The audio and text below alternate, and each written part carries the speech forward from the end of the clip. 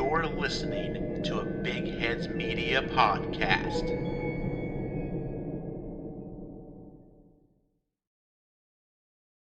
Tonight, it's a double dose of Pennsylvania and mining disasters as we talk about Sheppton and Centralia, Pennsylvania.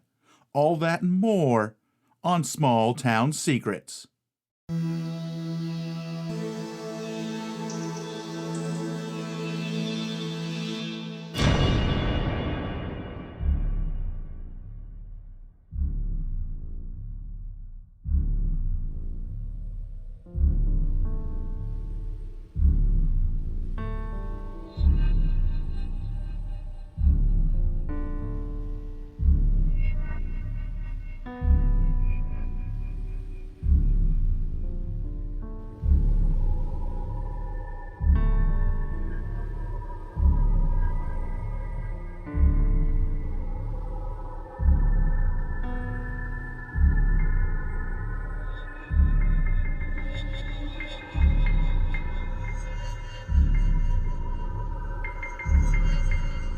Loveland, Ohio. Point Pleasant, West Virginia. Van Meter, Iowa. Elkhorn, Wisconsin. Kingsburg, Pennsylvania. Gulf Breeze, Florida. Estes Park, Colorado. Hopkinsville, Kentucky. Amityville, New York. Every town has a secret. What is yours?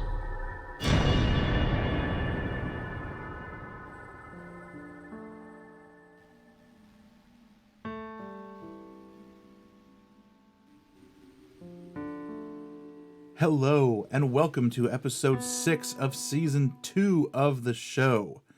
It is the end of October, and Halloween is upon us. It is probably my favorite time of year. It's getting colder, finally. Here in Ohio, it's taken forever to to become fall. We've had a total Indian summer. But it is finally cold enough for all of the annoying bugs to die, and they don't crawl on my screen, and for to turn off the central air, so now I don't have to go and cover up vents because they make noise that comes up on the mic. It's a great time of year. I'm not going to do a Halloween special or a Halloween episode or anything because, quite frankly, on the show, I feel like every episode is Halloween, so what would I do different? Maybe next year. Maybe next year I'll come up with something fun and creative to do, but this year I think I'm just going to ride it out. But it is my favorite time of year. It is probably my favorite holiday. I just want that to be known. I want that to be on the record. The other thing I want to be known on the record is that I want to make a correction from last episode and apologize to the good people of Chowchilla, California. It's not Chowcilla, it's Chowchilla with another H. I spelled it wrong in my notes like the very first time and never looked back, but turns out I was saying it wrong for the entire time, and I do apologize. I did change it in the feed and on as much branding as I could. I'll probably go back and change the episode title so it says that, but I will do that sometime. But not Chowcilla, Chowchilla, which sounds way more Californian than Chowcilla. It makes way more sense now. But that's out of the way. Everything's out of the way. I want to talk real quick about my friends over at the Dirty Knees Soap Company who are making awesome soap and awesome bathroom products in a myriad of scents to please pretty much everybody. If you are looking to change your bathing habits and getting into some real handmade soap that is soap, it's not like just crap that you go and buy at the store. It's probably full of detergents and stuff. It is soap, plain and simple. Real soap made out of real ingredients, and it's fantastic. I've been using it exclusively. It's my beard oil, it's my soap, it's my hand lotion for probably a little over a year now. I think I started buying it in September or so of last year. They had a special back on Facebook where you could get a free bar of soap. All you had to do was pay for the shipping and handling, and ever since then I have been hooked. So now I'm trying to return that favor and help them move some of this great soap. So go to dirtykneessoap.com and check it out. Use STScast in the little promo box there, and you'll get 10% off, and I'll get some credit for the sale. Or if for some reason you don't want to do that, I have a link through a special URL on stscast.com under the support tab that will also give me credit if you go through that and use and buy some soap. So that's out of the way. I think everything is now out of the way. So we are going to play a promo from another Big Heads Media show. This one is called Wasting Time. So check it out, and I will be right back. Hey everyone, I'm Chris. I'm Beth. And I'm Matt. Join us every Wednesday for Wasting Time, our podcast where we talk about pop culture, life, and our favorite things. From the movies we love to the TV shows we're obsessed with. And from politics to parenting to whatever else is on our mind. Give us a listen each Wednesday and then find us on Facebook and Twitter to tell us what you're loving. We're part of the Big Heads Media Group, and we can be found on iTunes, Stitcher, Google Play, and wherever else you find your podcasts. Come waste some time with us. All right. And tonight, like I said in the beginning, we're going to be talking about two places in Pennsylvania, and they both result around some mining mishaps, some disasters, some incidents, whatever you want to call them. But they're two very different ones. The first one is going to be Sheppton, and then we're going to talk about Centralia, a.k.a. the real Silent Hill. I found some really great resources for this stuff. I found a great book on Sheppton. I found a great documentary on Centralia. So a lot of content, a lot of info on these two places. The book for Sheppton is phenomenal. It is called Sheppton, The Myth, Miracle, and Music by Maxim W. Furyk.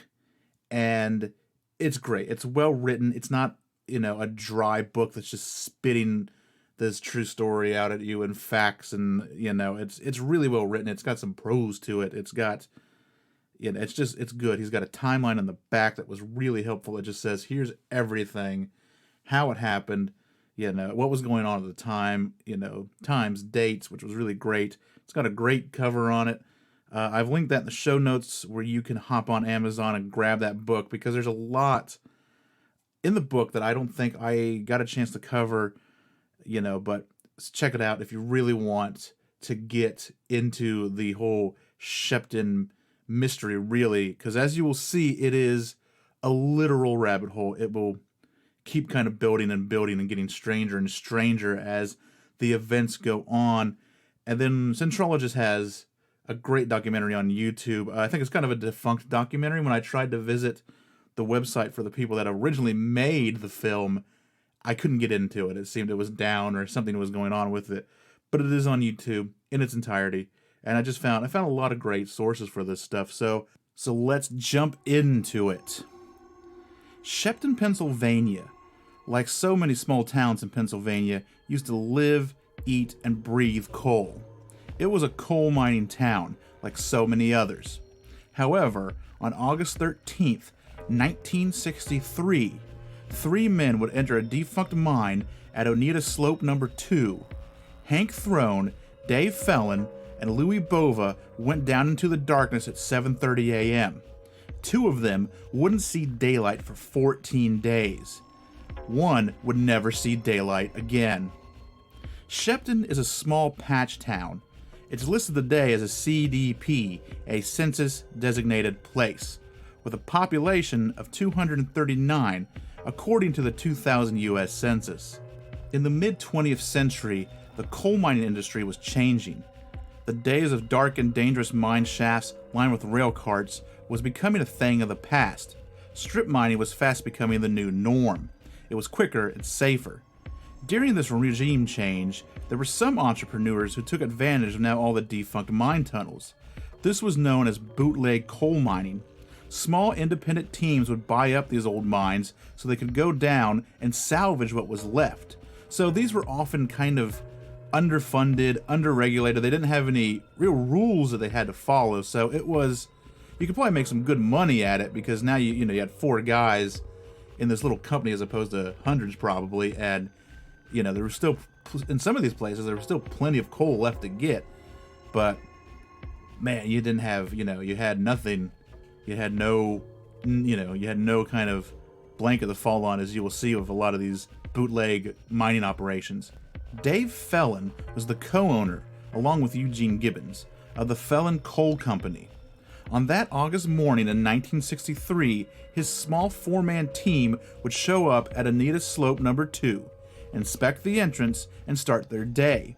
Fellin and Bova were both experienced miners, while Thorne was new to the industry, but had found a mentor and somewhat of a father figure in Fellin. At 7:30 that morning, the three would enter the mine, while a fourth man, George Walker, stayed above ground to receive the coal cart, empty it, and send it back down. It took them about half an hour to fill the cart and send it back up to the surface. Walker did his job and sent it back down.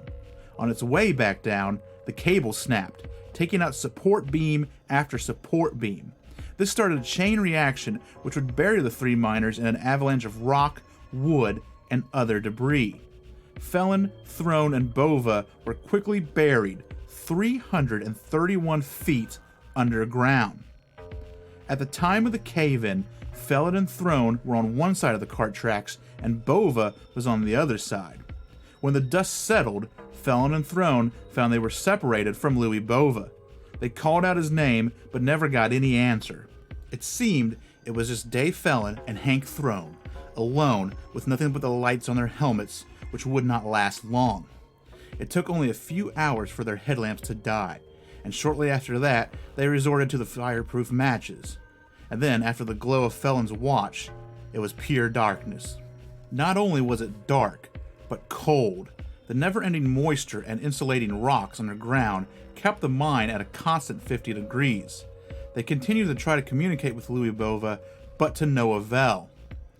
Above ground, co-owner Eugene Gibbons was trying to mount a rescue. The Fellin Coal Company had no funds to pay for a rescue, so he had to ask federal and state agencies to mount such a rescue, and they did. It ended up costing $60,000, and that's $60,000 in 1963 money. The first day, nothing much happened. Blackdamp, which is essentially just noxious gas that is poisonous when you kind of breathe it in for too much. So for that first day, they just had to use fans to kind of ventilate and clear out the area.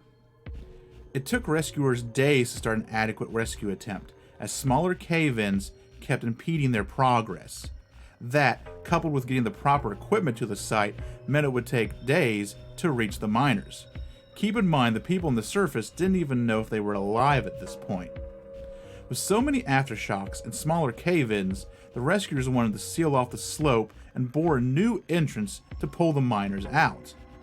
The plan was risky, and it was predicted to take up to 50 days to pull off, far too long for the miners to survive. With the help of Dave Fellin's brother, Joseph Fellin, they came up with another plan. Joseph surmised that if anyone had survived, it would be because they took shelter in a monkey shaft. Using Brother Fellin's expertise and knowledge of the mine, they decided to drill strategic holes in search of the trapped men. With the help of a Bucharest Erie 50R, a massive 11-story crane with a drill on the end, they started their attempts. They would also need a bit that could widen the borehole more than its 6-inch diameter. They found one in Texas, owned by the Hughes Tool Company, which was owned by none other than billionaire Howard Hughes. They started boring holes at 6:30 p.m. on Sunday, August 17th, 5 days after the accident occurred.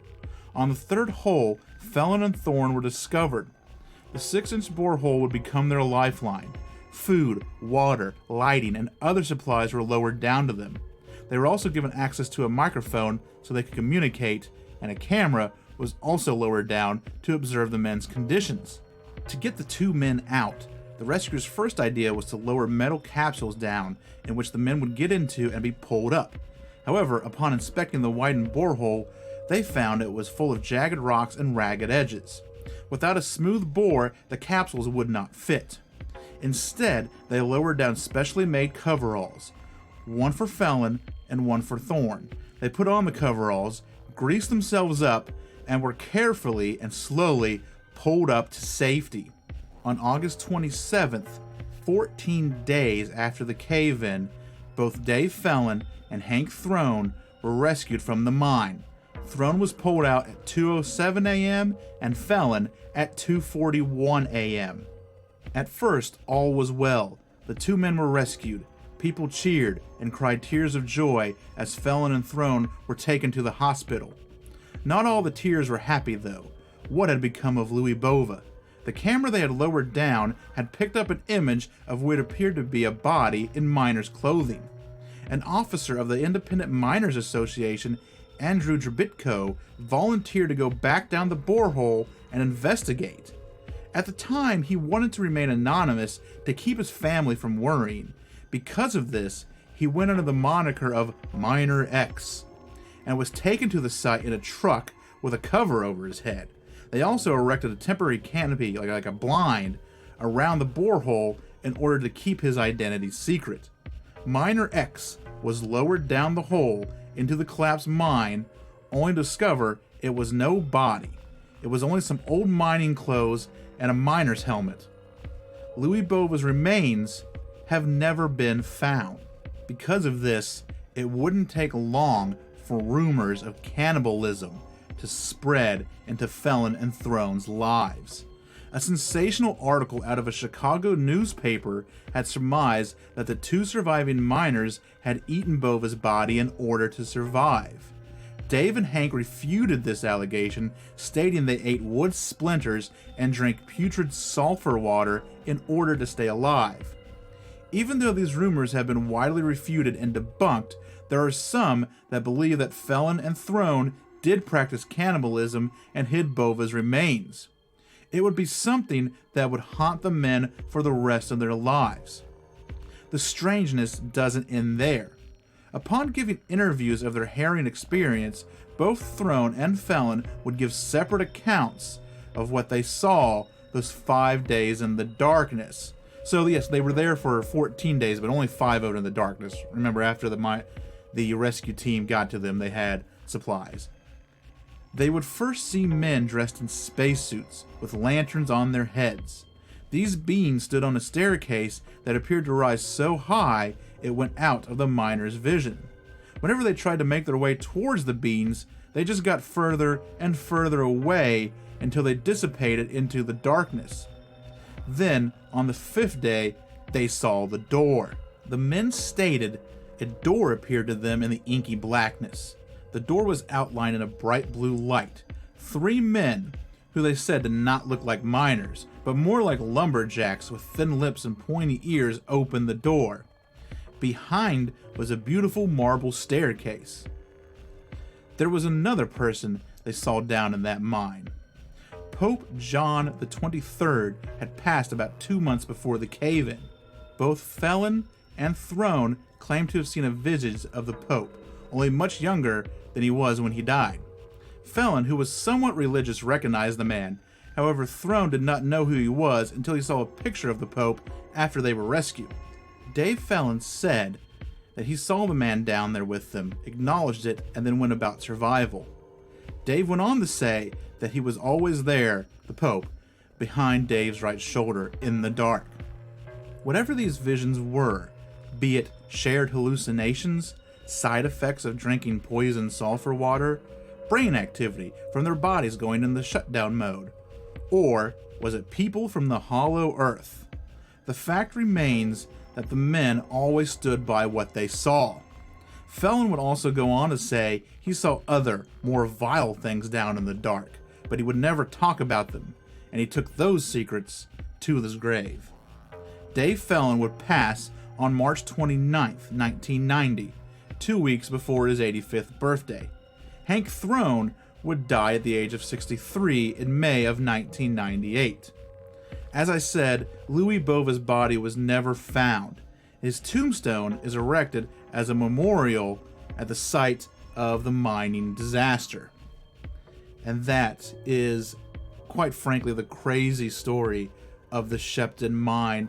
There was another, I didn't put in the notes because I was confused as to when it happened, but they also talked about seeing 3 men who were very well built and, and they were given some sort of plaque, and I think it was all like, they never found the plaque, and so I was just confused of when that happened, if that was part of when the door appeared, or if that was when the three were seen with the lighting helmets on it. So I didn't really go into it much, but get the book and check out that account and everything else that happened.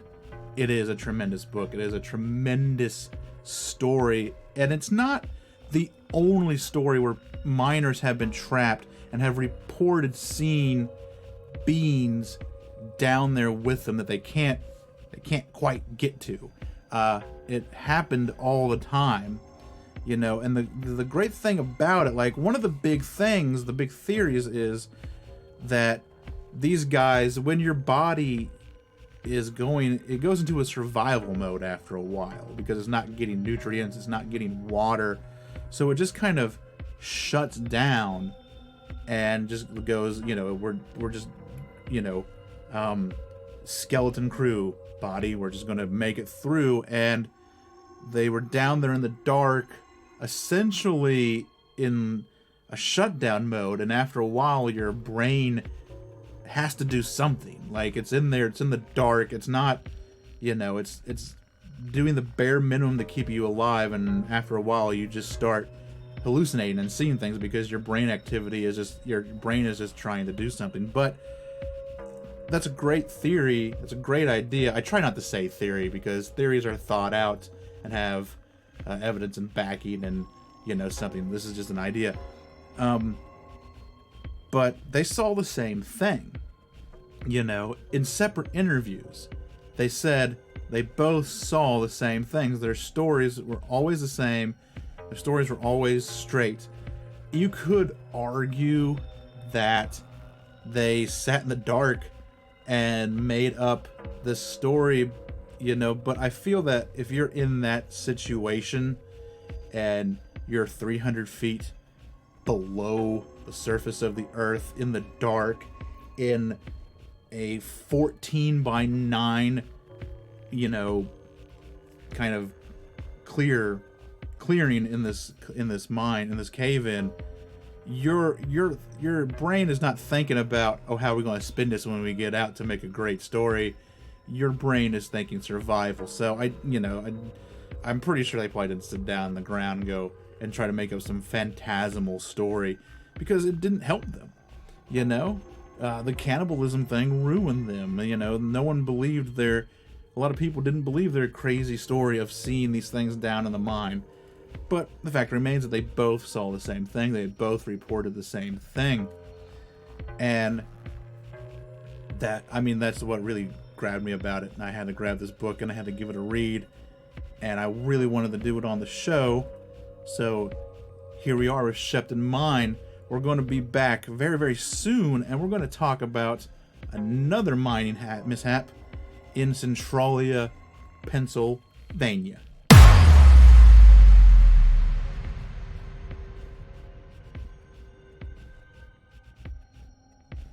And so our second town is, once again, like I said, it's still in Pennsylvania, is Centralia. It has been known as the real Silent Hill, and I don't know if it's how true if this was the inspiration or not. But if you've ever played any of the Silent Hill games, especially the early ones, like the first 3 or so, it does bear an uncanny resemblance.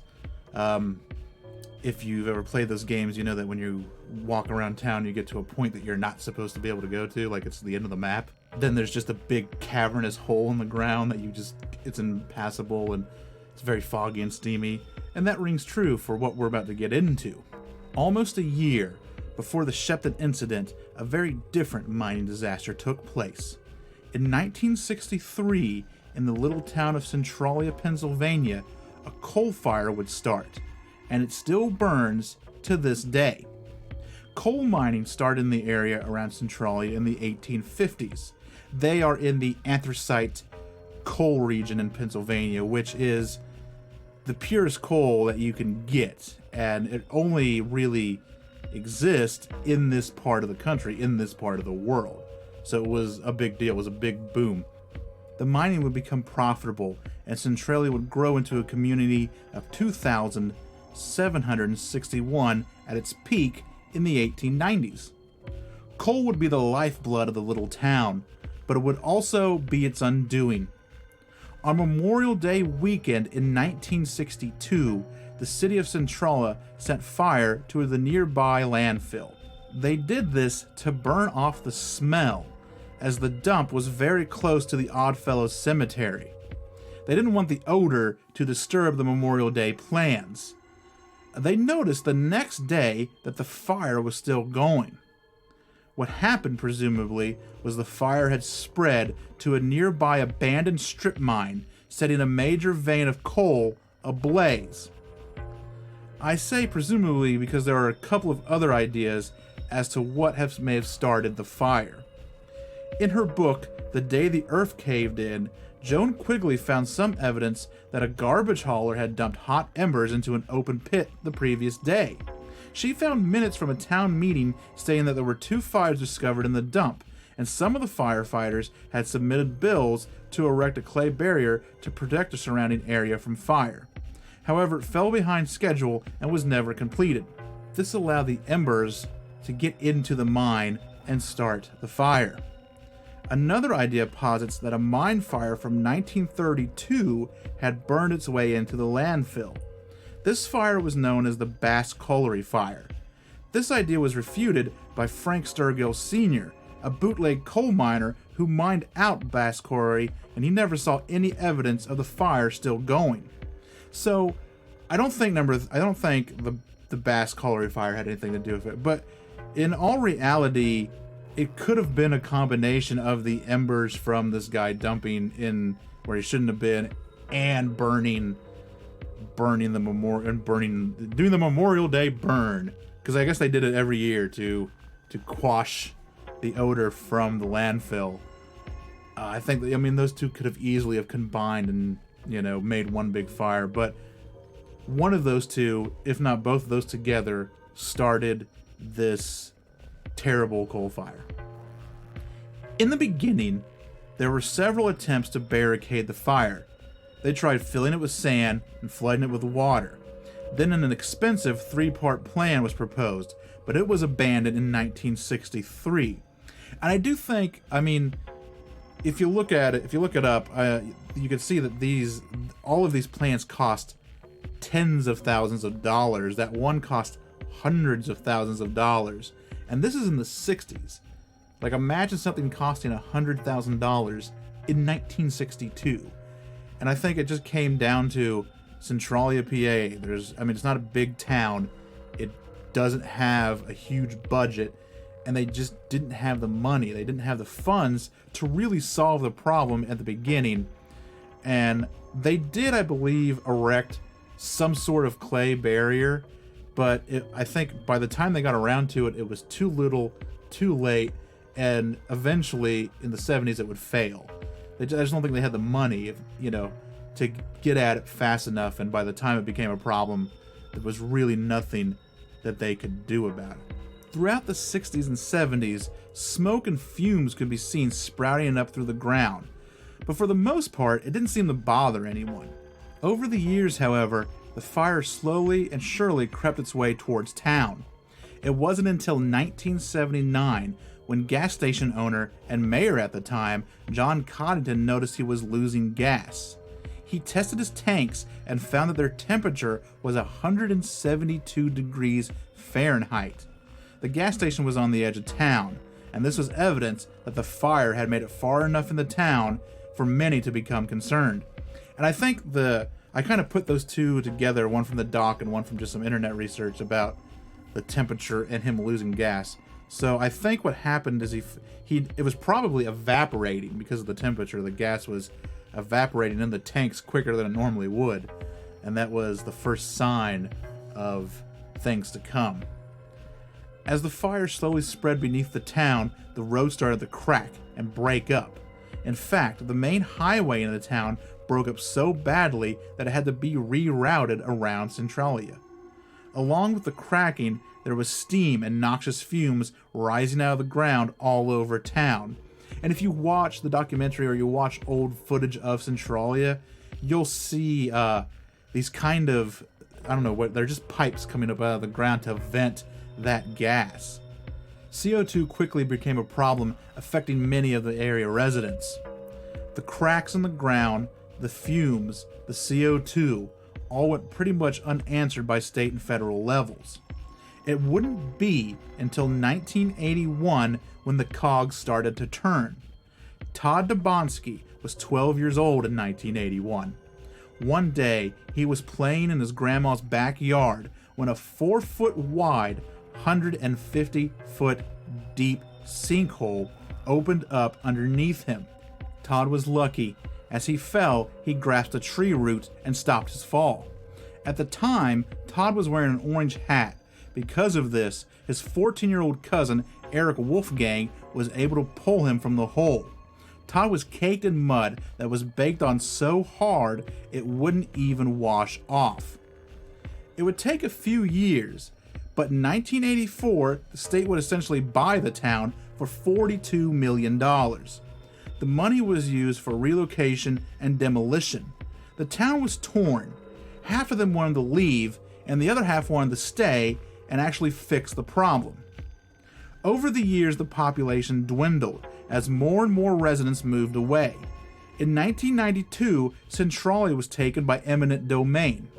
Everything in town was now property of the state of Pennsylvania. The remaining residents were now essentially squatting in their own homes. However, they were never really messed with. The government tried to slowly get them to move out, but they just wouldn't do it. But the government was like, all right, well. In 2016, the remaining residents were allowed to reclaim their homes and were also given the sum of $349,500. In 2018, Centralia had a total population of 6. The town now resembled more of a pasture with a few crisscrossing roads and a small number of houses dotted across the land. In 2019, however, researchers started scouring Centralia to study thermophiles. The hot burning ground gives them easy access to these microbes that live in the extreme heat. This has allowed them to do more studies on the microbes to find out how they live and how they got to Centralia in the first place. I've linked it in the show notes. There's a nice little article and there's a video. The video is really what you want to watch about what they're doing. So I think what it is these thermophiles, they live in heat, and sometimes getting access to them is can be tough because you got to go to places that are very unhospitable. But Centralia is like, hey, we can walk on the ground, just underneath us it's hot, and they're able to just kind of dig up the ground and take it back, and are able to grow these things and study them for research purposes. And they also want to find out just how they got to Centralia anyway, because in the video they talk about how like this hasn't been like this long enough for them to really take hold, and so there's still something going on under the ground there. The fire still burns today and is slowly heading towards the mountains. In fact, depending on what coal veins are burning, if it reaches the mountains, it may burn for hundreds of years. In that case, how long until the fire reaches another little town? In the future, could we have another Centralia? And I don't know.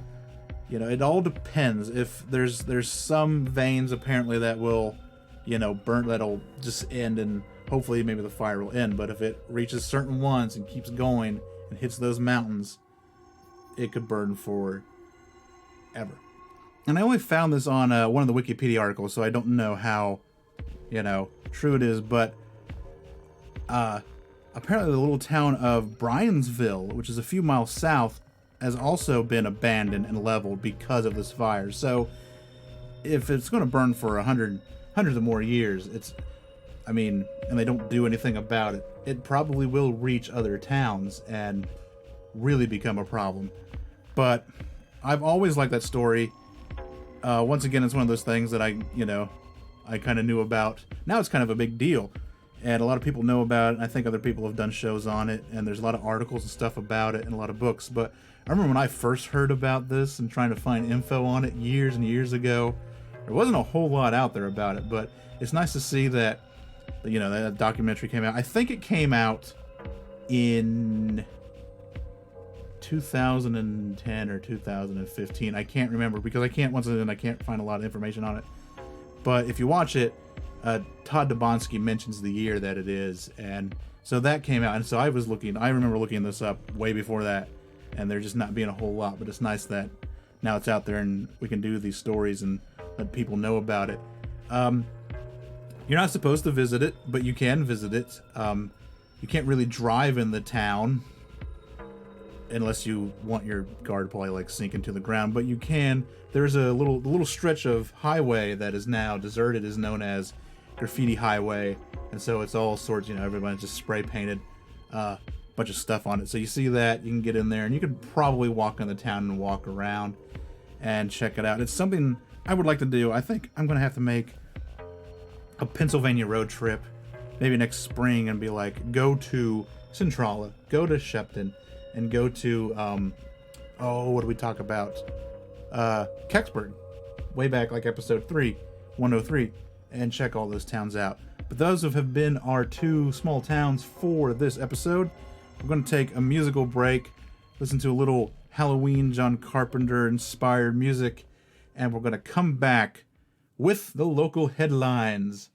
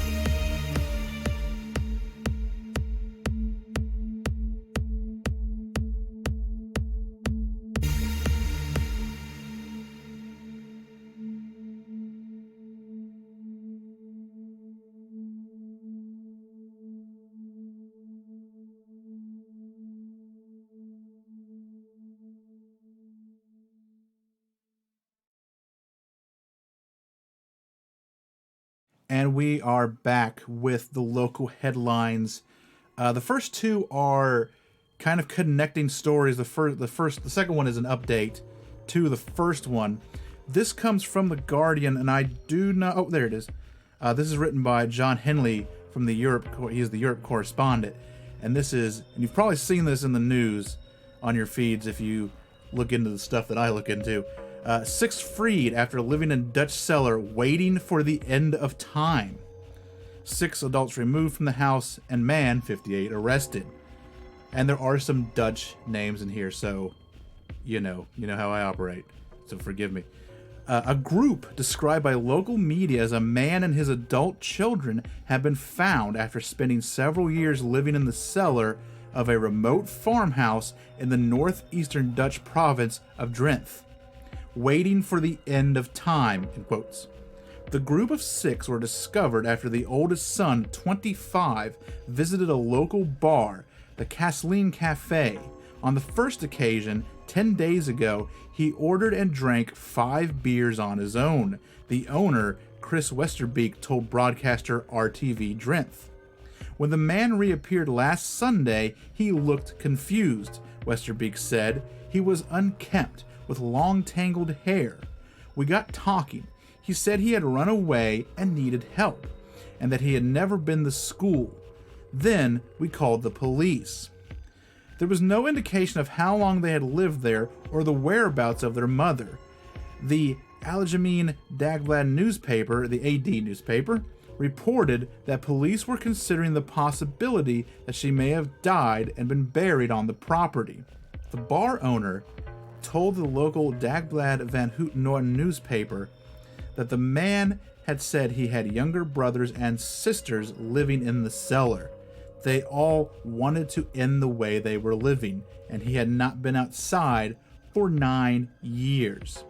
Drenthe police confirmed in a tweet that they had visited a house in the nearby village of Runerwold after being alerted to concerns about the living conditions of a number of people living there in an enclosed space. 6 adults were removed and were being taken care of, police confirmed, while a 58-year-old odd job man who was renting the farmhouse was arrested after refusing to cooperate with their inquiry. Named by local media as Joseph B., he is not the father of the young adults, according to police. Several neighbors in the village of 4,000 inhabitants told RTV Drenthe they had only ever seen the man who drove an old Volvo car on the property and assumed he lived there alone. Although one said they had seen the young children there, that was some years ago, and several reported hearing noises from the farm even when the man was absent. One neighbor told the Telegraph newspaper that the man spoke German and was known in the village as the Austrian. The man, who reportedly moved in 9 years ago, was very sharp, the neighbor said. You only needed to go near the place and he'd send you packing. He watched everything through binoculars. While Dutch media said the group were a family, a police spokeswoman refused to confirm the exact relationship, or that the young adult's father was among them, saying the investigation was ongoing. Our primary concern is for the family members, she said. What exactly happened in the farmhouse is still very unclear. We are exploring all possible scenarios. Citing unnamed sources, RTV Drenthe said the police had found a hidden staircase leading to the family's hiding place behind a cupboard in the living room. The father was bedridden, having suffered a stroke some years ago. It said the children were aged between 16 and 25. Dutch media said the group appeared to have little or no contact with the outside world and lived a largely self-sufficient life, apparently growing their own vegetables and keeping a goat and geese. The farmhouse owners, Klaas and Alida Roos, told AD, "We knew absolutely nothing of this. We had rented the house for years to an individual, and now we learned that this man was living with their children. We have no idea who this can be." The local mayor, Roger de Groot, told a press conference the situation was extraordinary and that he could give few further details. For the moment, the police have a lot of unanswered questions, he said, adding that most of the family appeared to be registered with local authorities. Police had assessed the situation and found a number of rooms with makeshift furnishings where a family was living in an isolated existence, he said. And so you may have seen that around. It's been floating around for a couple of weeks. But The Guardian, same writer, John Henley here, did give us an update a little bit ago recently. A family found a Dutch farm could have been held against their will. Dutch police are questioning an Austrian man after a family of 6 were found in a secret room at a remote farmhouse in the Netherlands, where they are believed to have been living for nearly a decade. The 5 adult siblings, said to be aged between 18 and 25, and an alien older man they said was their father, were receiving medical treatment after police discovered them at the farm near the village of Runerwold, in the northeastern province of Drenthe. It was unclear whether the family was, as Dutch media reported, waiting for the end of time.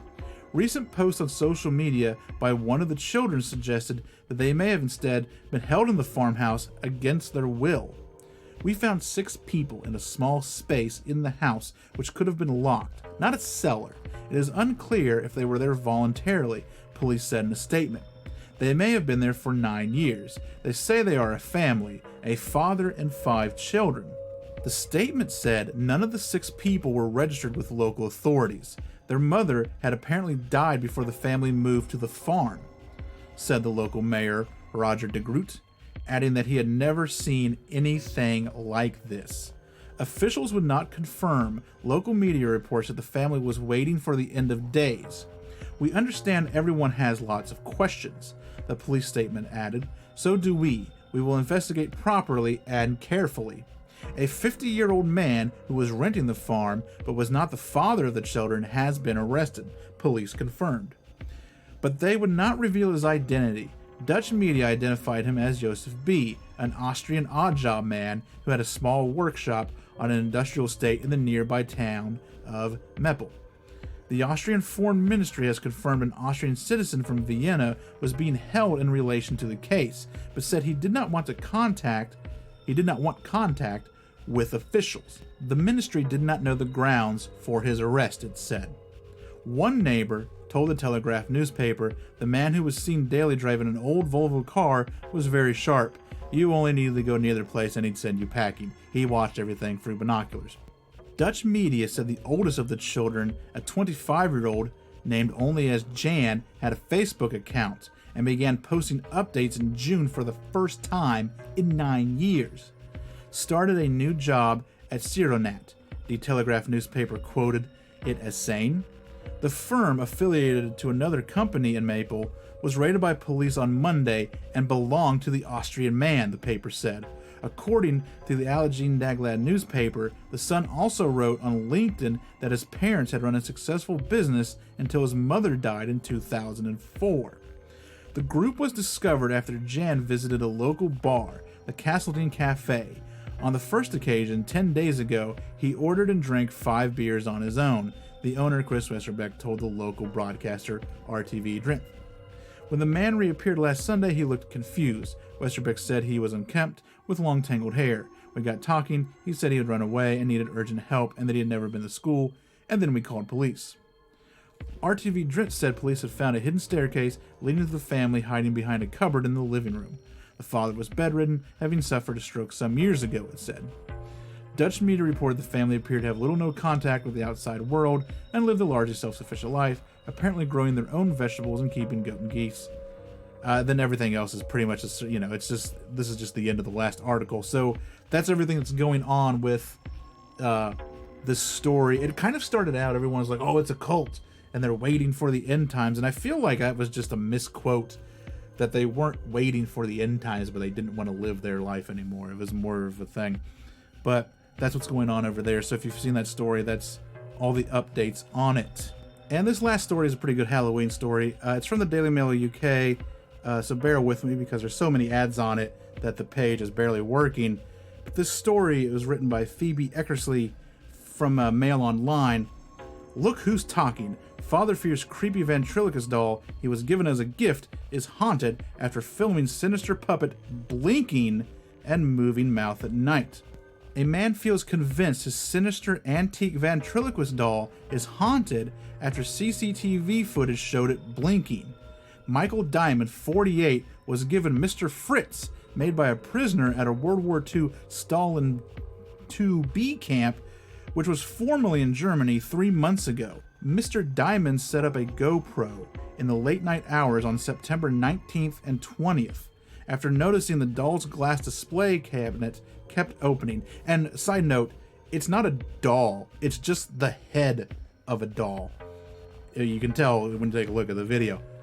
At least once or twice a week, the door kept coming off its latch, so he decided to set up a camera just for fun. Over 2 evenings, the doors to the striking-looking doll swung open.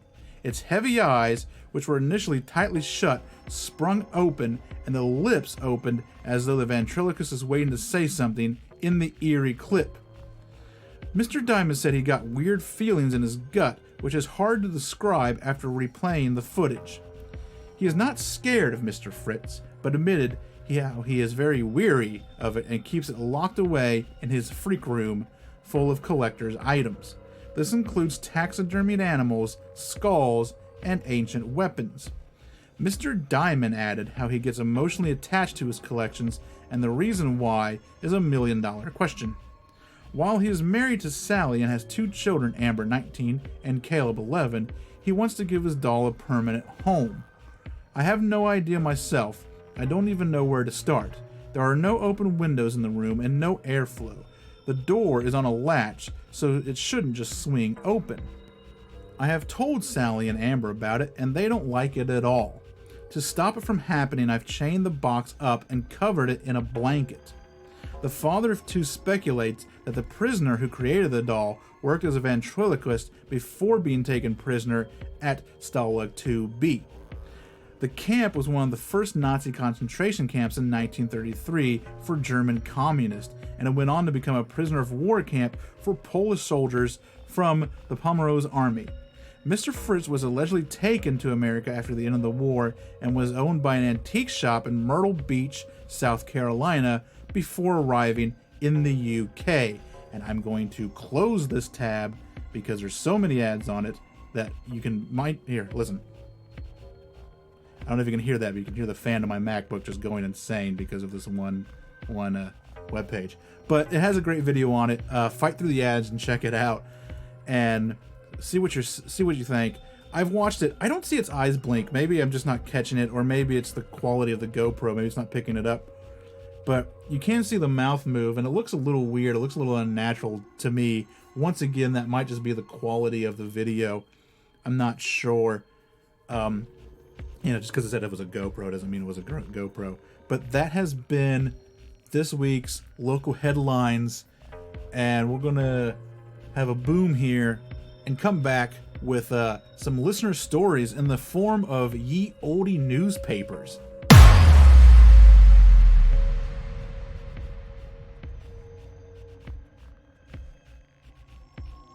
So tonight we have a couple of listener stories from Seb up in the Bay Area, and got in contact with him through Tyler Nelson from the last episode, who sent some stories, and he's the guy that lived in Livermore and got me the pictures, did all that great stuff.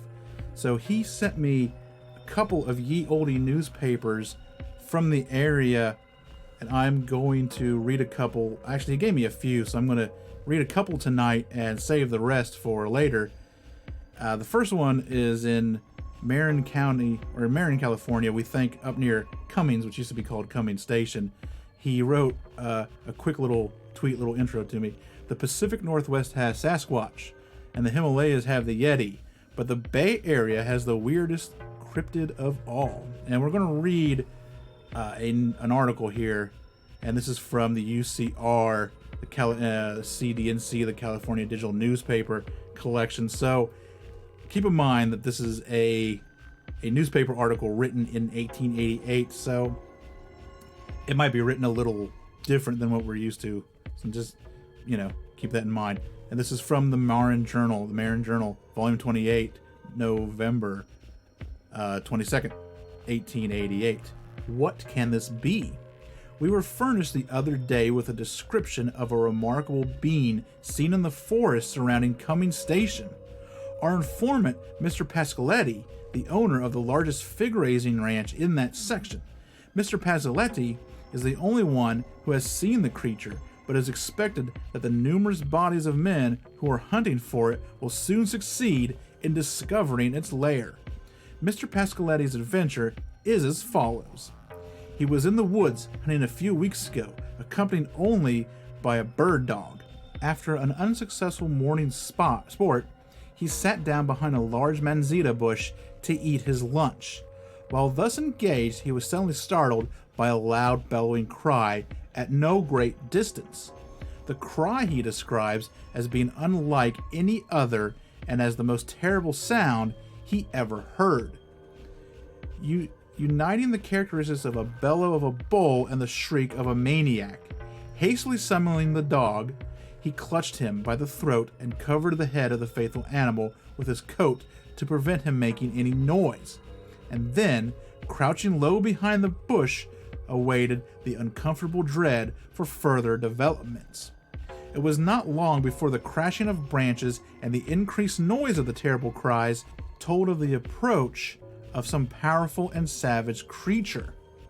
The bush behind which Mr. Pascoletti was seated was at the head of a glade or small open lane-like space in the wood. Cautiously parting the branches, he peered down the vista, and his blood froze with horror as he saw a huge, hairy form bounding with tremendous leaps directly towards his place of concealment. Hurriedly muttering a prayer, he gave himself up for lost when the monster stopped and, rearing itself upon its hind legs, gazed attentively around on all sides.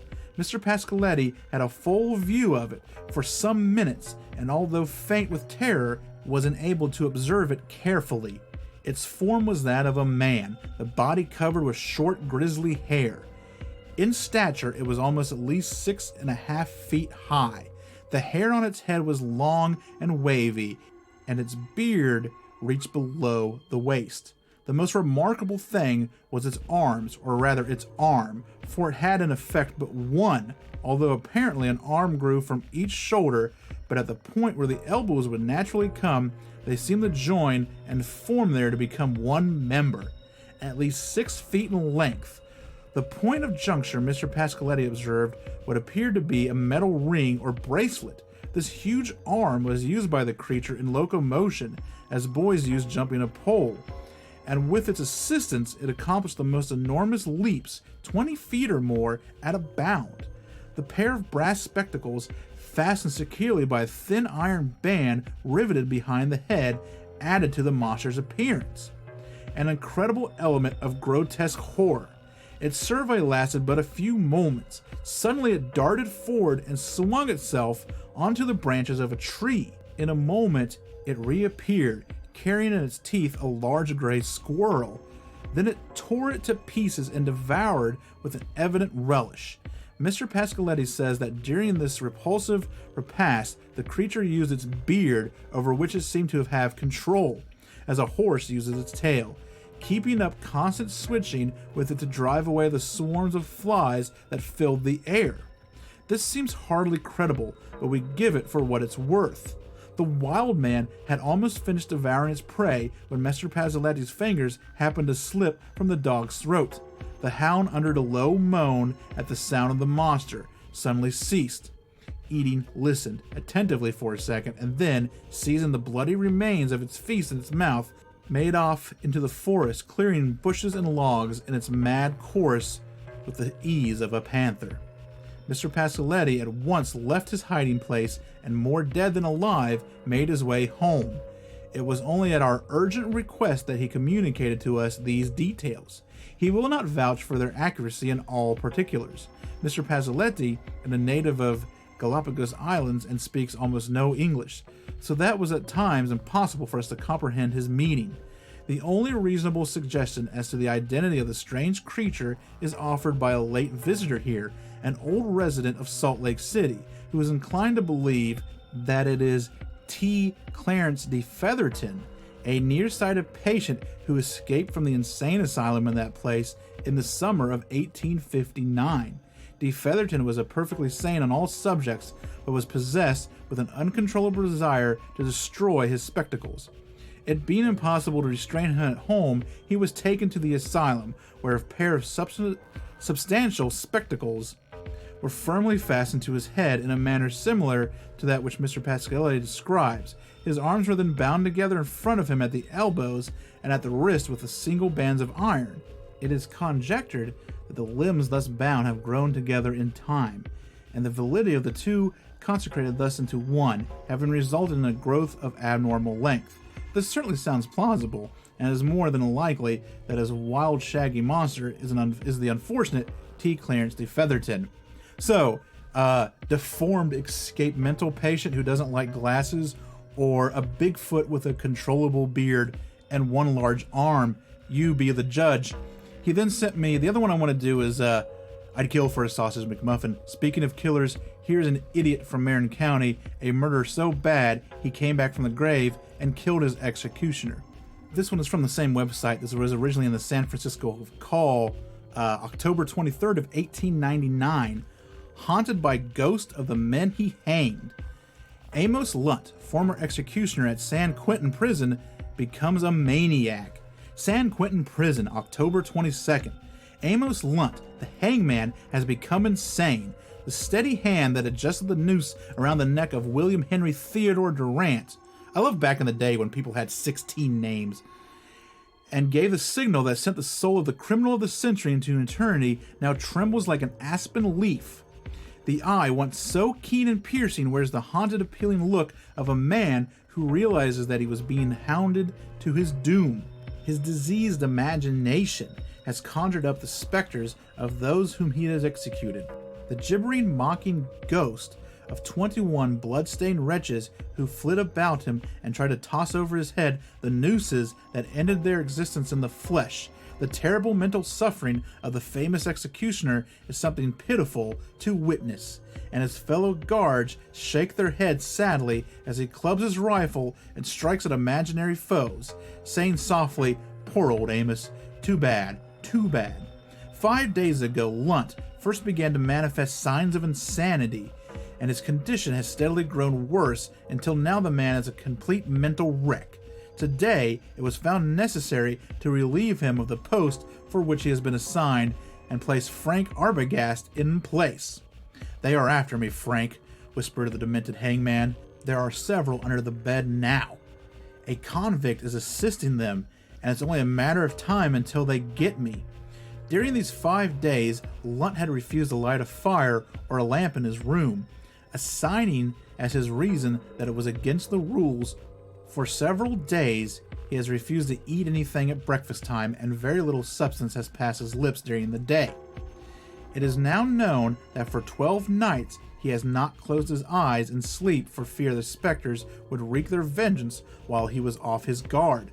Today, his wife was sent for San Rafael, and upon her arrival, she had a conference with the warden Aguirre and Captain Russell, at the conclusion of which was decided to send poor Lunt to San Francisco tomorrow to see if Dr.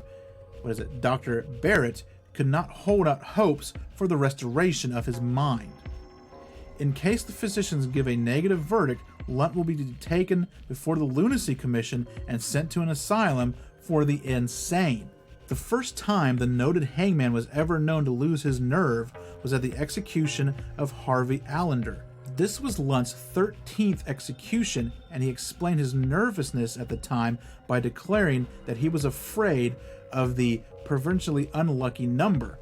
At the execution of John Miller, the hunchback murder of A.L. Knott, the barber, Lunt was also visibly perturbed over the hemorrhage resulting from the rope cutting Miller's jugular vein, seemingly thinking that the accident would be laid to the lack of his foresight. He vehemently asserted that he had told Warden Hale 5 feet was too great a drop for a man in such poor physical condition. On January 25th of the present year, Lunt won $1,000 in a lottery, and abstaining himself from his post of duty for more than the allotted time in celebration of his luck, was discharged by Mr. Hale. He remained without employment until 2 weeks ago, when Warden Aguirre again gave him a position as a guard. In the executions of which Lunt officiated as hangman, 2 men, Handsome and St. Clair, were hanged for crimes against the federal government. and he merely supervised proceedings, not placing the rope around their necks. Not including these, Allender would be number 13 on the list, which is as follows. And I'm not going to read all these, but then they give all of the people that he hanged and the date that he hanged them on. And so those have been really great. It's always fun to read ye olde newspaper articles, especially around a place where you used to live and you get to hear all these names like San Francisco and San Rafael and all that great stuff. But that has been this week's Listener Stories. We're going to have a couple more like that next week and a fun one also from the Bay Area. I'm going to save those for the next episode. And that will be this week's show. And if you have a small town story that you would like to send me, there are plenty of ways to do it. The easiest way for me to kind of organize them and get them is go to stscast.com. At the bottom of the main page, there is a email form you can fill out and send it in to me, and I can get it on the show. I'm on Twitter, Facebook, and Instagram. You can get on me on social media. Those are at STScast for Facebook and Twitter. I'm most active on Twitter. And the Instagram one is stscast.gram. I have had people send me stuff through Instagram before. You can also go to Reddit. Why do I keep saying we? I have a subreddit there, r/STScast listener stories, I think. If you can't, find it, then just go to the website, and at the bottom of the website is all the links. The iTunes link is down there, the Spotify link, Twitter, Facebook, Reddit is down there. A bunch of stuff is at the bottom of the page to get to. That's the easiest way to get to it. Be sure to check out the episodes tab on the website for sources to everything I've used for this episode and every episode, as well as pictures, all that great stuff. You can go and buy merch if you want to help support the show. We got t-shirts, we got stickers, we've got phone cases and mugs and all sorts of stuff there. You can also get merch over at the Big Heads Media site. If you just want like a simple t-shirt with the logo on it, you can get it there. What else do we got? If you want to support the show in a non-financial way, then just tell a friend, get on Facebook, get on Twitter, and let everyone know that you like the show. Tell people about the show, that they should listen. And please, if you find the time, to give me a review on your podcatcher of choice, especially iTunes, because that's the big one. That's the one that will really help out the show. And one more thing I wanted to mention. So I kind of edit the show as I go. I kind of do the first half, and then I stop, and I go back, and I stitch everything together. And then I place in the music kind of, the music interlude, and then I do the second show. I forgot to tell you guys what monkey holes were in the Sheppton part of the show. So like a monkey hole or a monkey hole is basically just kind of a very quickly built offshoot, a tunnel built off of the main mine tunnels to A, take shelter in the course of an accident, and B, to just store equipment and supplies in. So when I said monkey hole back like an hour ago, that's what those are, if you didn't know what those are. But that's the show for right now. I would like to thank everyone for listening. It's been great. Listens and downloads have gone up like 26% since this time last month. So that is phenomenal. And it's all because of you guys that this show is able to keep going and keep growing. And I thank you. I can't thank everyone enough for it. But I think that's going to do it for this episode. We will be back in a couple weeks with episode 7, and that's going to be a fun one. So wait for that. Until then, remember, every town has a secret. What is yours?